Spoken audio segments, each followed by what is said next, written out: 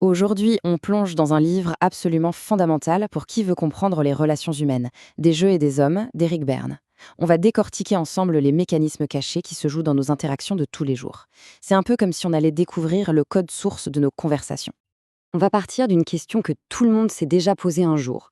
Mais pourquoi est-ce que je me retrouve toujours dans les mêmes disputes avec les mêmes personnes? C'est épuisant et on a l'impression de rejouer sans cesse la même pièce de théâtre. Eh bien, la théorie d'Éric Berne nous donne une grille de lecture vraiment éclairante pour comprendre ce phénomène. Alors, pour comprendre ça, il faut d'abord parler de quelque chose d'essentiel. Pour Berne, le contact social, ce n'est pas juste un truc sympa, c'est une question de survie psychologique. Il explique qu'on est tous poussés par des besoins profonds, des sortes de faims qu'il faut absolument satisfaire. La toute première faim, c'est la faim de stimulus. C'est un besoin presque physique, biologique. Il y a des études, comme celle de Spitz sur les bébés dans les orphelinats, qui sont assez terribles. Elles ont montré que sans contact, sans stimulation, un nourrisson peut littéralement se laisser mourir. Et ce besoin de stimulation, il nous accompagne toute notre vie. Et puis, en grandissant, ce besoin de contact physique, il se transforme. Il évolue en fin de reconnaissance. On a besoin d'être vu, d'être entendu, que notre existence soit validée par les autres. Berne appelle l'unité de base de cette reconnaissance la caresse. Et attention, c'est un point super important. Une caresse, ça peut être un compliment, mais ça peut aussi être une critique. L'essentiel pour notre psychisme, c'est que l'autre réagisse. Une caresse négative vaut mieux que pas de caresse du tout. Et enfin, la troisième grande fin, la fin de structure. C'est la grande angoisse existentielle. Qu'est-ce qu'on fait entre le bonjour et le au revoir? L'ennui, le vide, c'est insupportable.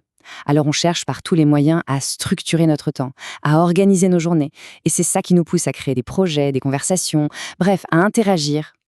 Cette phrase de Berne, elle claque et elle résume tout parfaitement. L'échange de reconnaissance, ces fameuses caresses, c'est aussi vital pour notre esprit que la nourriture pour notre corps. Sans ça, notre psychisme s'atrophie. C'est aussi simple et brutal que ça. Ok, mais du coup, qui est-ce qui parle vraiment pendant ces échanges? Qui interagit? Berne a une réponse assez fascinante. Nous ne sommes pas un moi unique et monolithique. En réalité, on navigue constamment entre trois systèmes de pensée et de comportement bien distincts, les états du moi. Et là, Berne insiste sur un point qui est absolument crucial. Un état du moi, ce n'est pas un rôle qu'on décide de jouer comme un acteur, non. C'est une réalité psychologique bien tangible. C'est un ensemble cohérent de sentiments, de pensées et de comportements qui s'activent en nous à un moment T. Alors, qui sont-ils, ces trois personnages en nous? D'abord, il y a le parent. C'est notre disque dur interne, rempli des règles, des jugements, des il faut et des ne fais pas ça qu'ont enregistré nos parents. Ensuite, il y a l'adulte. C'est notre processeur logique, celui qui analyse la situation ici et maintenant de manière rationnelle. Et enfin, l'enfant. C'est notre part spontanée, le siège de nos émotions, de notre joie, de nos peurs, de notre créativité, tout droit sorti de notre enfance. Maintenant, voyons comment tout ça s'articule. Comment ces états du moi échangent entre eux. C'est le cœur de ce que Berne a baptisé l'analyse transactionnelle. On va analyser la brique de base de toutes nos relations sociales. Une transaction, au fond, c'est tout bête. C'est un échange. Une personne envoie un stimulus, que ce soit une parole ou un geste, et une autre personne y répond. C'est ce duo stimulus-réponse qui forme l'unité de base de toute communication. Et c'est là que tout se joue, vraiment. Il y a deux types de transactions. La transaction complémentaire, c'est quand la réponse vient bien de l'état du moi qui était visé, les lignes de communication sont parallèles, tout roule, la conversation continue. Et puis, il y a la transaction croisée. Là, la réponse vient d'un état du moi qui n'était pas du tout attendu. Les lignes se croisent, la communication se coupe net, et c'est la porte ouverte au conflit. Prenons un exemple tout simple de transaction complémentaire, une question purement factuelle, lancée depuis l'état du moi adulte. Sais-tu où sont mes boutons de manchette? Elle attend logiquement une réponse de l'adulte de l'autre personne. Oui, ils sont sur le bureau. C'est simple, c'est efficace, la communication est fluide. Maintenant, même situation, même question d'adulte, mais imaginez cette réponse. De toute façon, tu me fais toujours des reproches. Ouch, là, la réponse ne vient pas du tout de l'adulte. C'est l'état du moi enfant qui répond. Un enfant qui se sent accusé et qui s'adresse à un parent perçu comme critique. La transaction est croisée, le dialogue est rompu, et la dispute commence. Ça vous rappelle quelque chose? Alors, comment on utilise tout ça pour combler notre fameuse fin de structure, pour meubler notre temps?